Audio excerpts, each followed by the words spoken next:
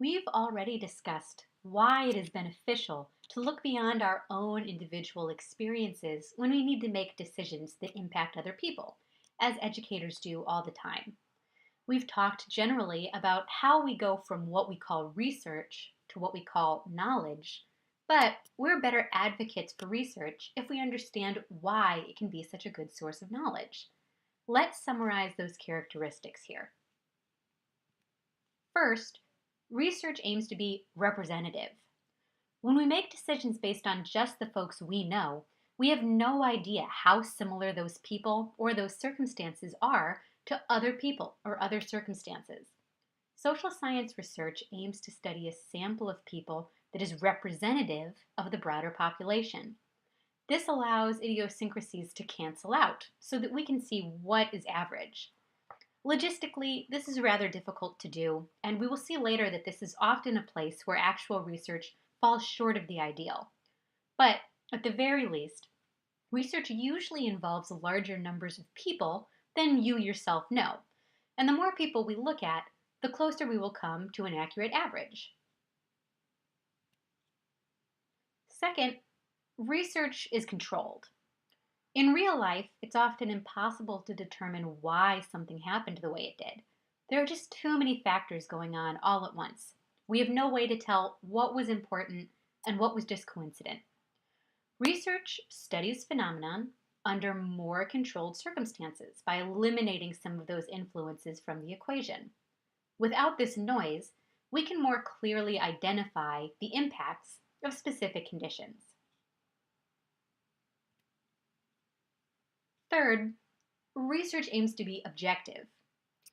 Scholarly researchers care about truth, and they follow systematic methods to try to limit bias. Of course, researchers are still people, and there's good reason to believe that people can't ever be truly unbiased. But at least researchers try. And when they aren't objective, other researchers will call them out on it. And the reason that they're able to do this is because of publication.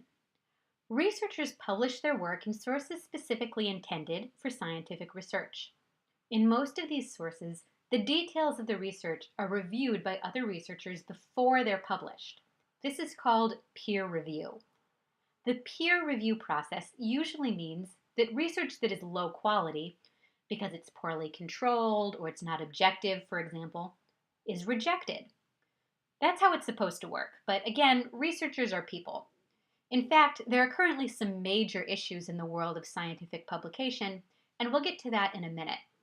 For now, let's say that publication is not a guarantee of quality, but it still helps considerably. When research is published in scientific journals, the researchers have to describe everything that they did to get their results. Once published, other researchers can redo the study themselves to see if they get the same results. Replication is really important to the process of science.